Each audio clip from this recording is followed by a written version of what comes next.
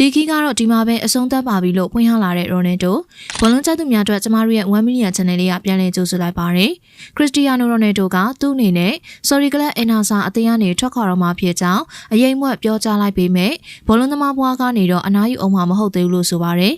Sorry Pro ရာသီပိတ်ပွဲစဉ်မှာအင်နာဆာအတွက်ရိုနယ်ဒိုကိုသွင်းပြီးတနိုင်မပြည့်ခင်မှာပဲအသက်40အရွယ်တိုက်စစ်မွေးကဆိုရှယ်မီဒီယာပေါ်မှာဒီခီကတော့ဒီမှာပဲအဆုံးသတ်ပါပြီလို့ရေးသားခဲ့ပြီးလက်ရှိကလပ်အသင်းအတွက်နောက်ထပ်ကစားတော့မှာမဟုတ်ကြောင်းအရင်ကပြောကြားခဲ့ပါတယ်။ဒါပေမဲ့ရိုနယ်ဒိုကသူ့ရဲ့နောက်ခြေလမ်းကဘာဖြစ်မလဲဆိုတာကိုတော့အသေးချာထုတ်ဖော်ပြောကြားခြင်းမရှိသေးပဲပြန်မဟောင်းလီယိုနယ်မက်ဆီရှိရာအမေရိကန်မေဂျာလီနဲ့သူ့ရဲ့ပထမဆုံးကလပ်စပိုရင်လစ်စပွန်တင်တို့နဲ့သတင်းတွေထွက်ပေါ်နေပါတယ်။တနင်္လာနေ့ညကရိုနယ်ဒိုကသူ့ရဲ့ Instagram မှာဒီခီကတော့ဒီမှာပဲအဆုံးသတ်ပါပြီဇလန်းကလာဆက်လက်ရေးသားနေစေမှာအားလုံးကိုကျေးဇူးတင်ပါတယ်လို့ရေးသားခဲ့ပြီးဒါဟာသူ့ရဲ့လက်ရှိကလပ်အင်နာဆာသင်းအတွက်နောက်ရသည်မှာစကစားတော့မှာမဟုတ်ပဲထွက်ခွာတော့မယ်လို့အသိပေးလိုက်တာပဲဖြစ်ပါတယ်ဂိုး1000ပြေးမှအနားယူမယ်လို့ပြောထားတဲ့ရိုနယ်ဒိုက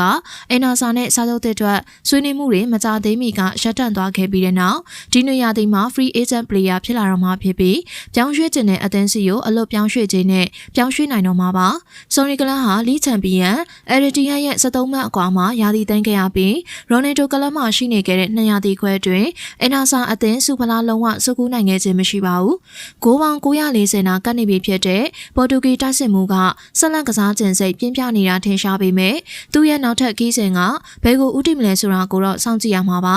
အင်နာဆာအတွက်112ပွဲမှာ69ကိုသွင်းယူပေးခဲ့တဲ့ရိုနယ်ဒိုကဇွန်လ4ရက်နေ့မှာဂျာမနီနဲ့ကစားမဲ့ပေါ်တူဂီရဲ့ Nation League Semi-Final ပွဲစဉ်အတွက်ပြင်ဆင်မှုတွေမစတင်ခင်ခဏတာအနားယူမှာဖြစ်ပါတယ်ရိုနယ်ဒိုကလာမယ့်ရက်သတ္တပတ်တွေတွင်သူ့ရဲ့နာခံနဲ့ပတ်သက်ပြီးတော့အသိပေးကြေညာပွဲရှိနေပါတယ်